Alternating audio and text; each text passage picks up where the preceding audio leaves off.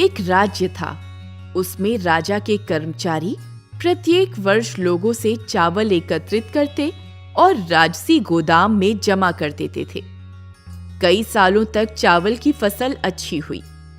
राज्य के लोग लगभग सारा चावल ही राजा को दे देते थे और हमेशा लोगों के पास बस अपने खाने भर ही बचता था। राजा कहता, मैं तुम्हारे लिए चावल बचा कर रख रहा हूँ। कभी फसल बुरी हुई तो मैं तुम्हें चावल दे दूंगा। फिर एक साल अकाल पड़ा और चावल की फसल अच्छी नहीं हुई। लोगों के पास न राजा को देने के लिए कुछ चावल था, न ही अपना पेट भरने के लिए। राजा के मंत्रियों ने राजा से बहुत आग्रह किया, बहुत समझाया। महाराज, आपके पास जो अनाज जमा है, क्यों ना उसे लोगों में बांट दिया जाए? आपने ऐसा वादा भी किया था। मंत्रियों ने राजा को याद दिलाते हुए कहा। राजा बोला, नहीं नहीं, क्या पता ये अकाल कितने समय तक चले। समय निकलता गया।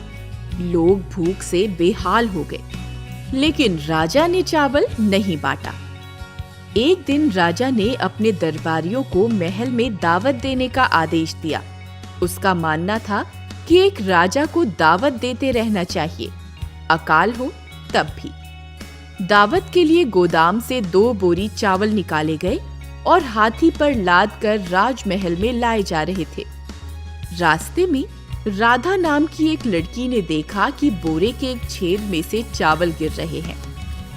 राधा भागकर उस तरफ पहुंची और अपनी चुनरी में चावल इकट्ठा करते हुई हाथी के साथ साथ चलने लगी। राधा बहुत चतुर थी। उसने एक योजना बनाई। वह राजा के महल में पहुंची।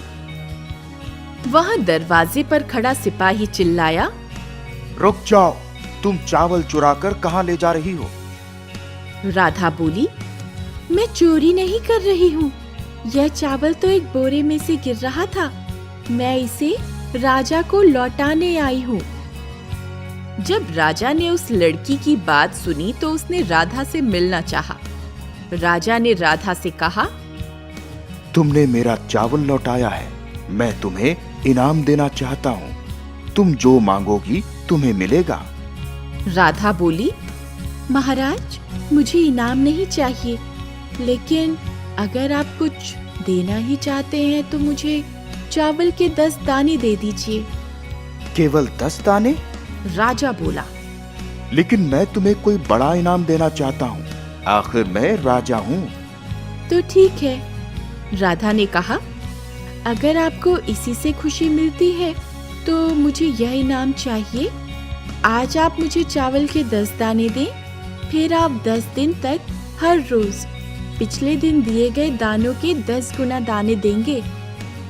राजा ने कहा, अभी भी तुम बहुत कम मांग रही हो। खैर, तुम्हें मिल जाएगा। तो उस दिन राधा को चावल के 10 दाने भेंट किए गए। अगले दिन उस चावल के 100 दाने भेंट किए गए।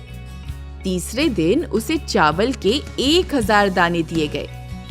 अब राधा के पास कुल मिलाकर 1110 दाने हो गए। राजा ने सोचा, यह लड़की ईमानदार तो है पर समझदार नहीं है। अगर वह अपनी चुनरी में जमा किए चावल ले जाती तो ज्यादा फायदे में रहती। चौथे दिन राधा को चावल के 10,000 दाने मिले, यानी 2 कटोरे भर चावल। 5वें दिन उसे चावल के 1 लाख दाने मिले, यानी 4 छोटी थैलियां भरकर चावल। 6वें दिन उसे चावल के 10 लाख दाने दिए गए, जिससे कि एक बड़ी बोरी भरी जा सकती थी। 7वें दिन राधा को चावल के 100 लाख यानी 1 करोड़ दाने दिए गए, मतलब 10 बड़ी बोरियां। ये उसे 10 राजसी हिरणों पर बांधकर भेजी गईं। 8वें दिन राधा को चावल की 100 बोरियां भेजी गईं। 100 बोरियां जिनमें 10 करोड़ दाने थे। बोरियों को 50 बड़े बैलों पर लाद कर भेजना पड़ा। अब राजा बहुत चिंतित हो गया। सोचने लगा, चावल के 10 दाने तो सचमुच बहुत बढ़ गए, लेकिन एक अच्छे राजा की तरह मैं अपना वादा अंत तक निभाऊंगा। 9वें दिन राधा को 2 अनाज घरों यानी गोदामों का सारा चावल भेजा गया, यानी 100 करोड़ दाने या 1 अरब दाने भेजे गए। राजा के पास अब देने को और चावल बचा ही नहीं था। राजा ने एक लंबी सांस भरकर राधा से कहा, मेरे पास तो अब कुछ बचा ही नहीं है, लेकिन तुम इतने चावल का करोगी क्या? मैं इसे सभी भूखे लोगों में बांट दूंगी और मैं 1 बोरा भरकर आपको भी दूंगी, लेकिन आपको वचन देना होगा कि अब से आप उतना ही चावल लेंगे जितने की आपको आवश्यकता है। मैं वादा करता हूँ, राजा ने कहा। उसके बाद से राजा समझदार बन गया, जैसा कि राजाओं को होना चाहिए। 2 बीघा जमीन। राजा प्रद्युम्न अपने राज्य के बहुत ही नेक दिल राजा थे। उनकी पत्नी रानी रत्नावली के यहाँ बहुत सालों के बाद एक पुत्री का जन्म हुआ था। राजा और रानी ने बहुत बड़ा उत्सव बनाया। वो उससे बहुत प्रेम करते थे। वो उनकी आंखों से थोड़ी देर के लिए भी ओझल होती थी तो उनके प्राण सूख जाते। उनकी इकलौती बेटी अनुप्रिया बड़ी हो गई। उसकी खूबसूरती की हर जगह चर्चा थी। सुनहरी आंखें, तीखे नैन नक्श, दूध से गोरी काया, कमर तक लहराते बाल, सभी उसकी सुंदरता में 4 चांद लगाते थे। एक बार राजकुमारी अनुप्रिया की तबीयत बहुत खराब हो गई। राज वैद्य ने हर प्रकार से अनुप्रिया का इलाज किया, पर राजकुमारी ठीक नहीं हुई। राजा प्रद्युम्न और रानी रत्नावली ने हर तरफ ढिंढोरा पिटवाया कि जो भी व्यक्ति राजकुमारी को ठीक कर देगा उसको वो अपना आधा राजपाट दे देंगे। बहुत से लोग आए, पर राजकुमारी अनुप्रिया को कोई ठीक न कर पाया। उस राज्य के एक गांव में एक गरीब किसान के किशन और राघव नाम के 2 बेटे थे।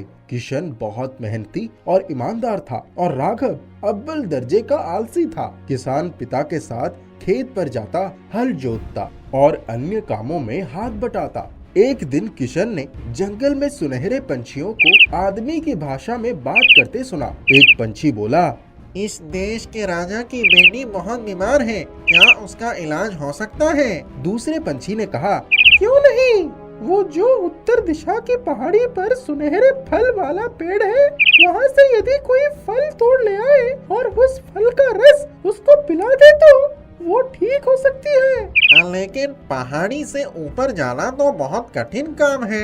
जब किशन ने पंछियों की बात सुनी तो उसने घर में आकर बताया। राघव उसकी बात सुनकर बोला, मैं जाकर फल ले आऊंगा और उसके बदले राजा से हीरे जेवरात लेकर आऊंगा और आराम से जीवन बिताऊंगा।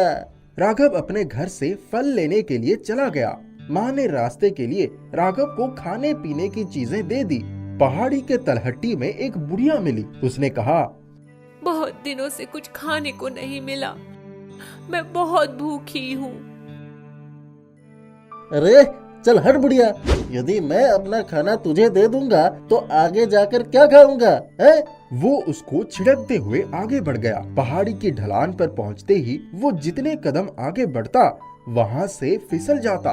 पहाड़ी पर जाने का रास्ता ढलान से होकर ही जाता था। एक बार उसके पैर फिसले और वो नीचे गिर गया। सीधे उसी बुढ़िया के कदमों में गिरकर वो अचेत हो गया।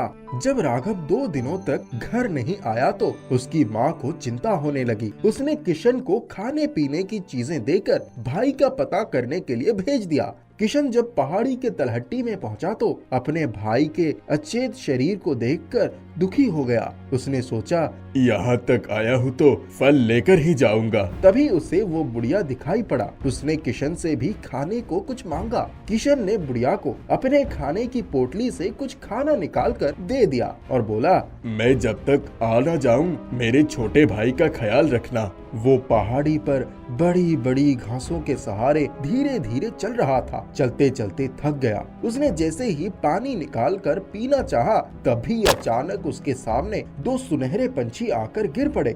उसने बड़ी सावधानी से पंछियों की चोंच में पानी डाल दिया। पंछी थोड़ी देर में ही उड़ गए।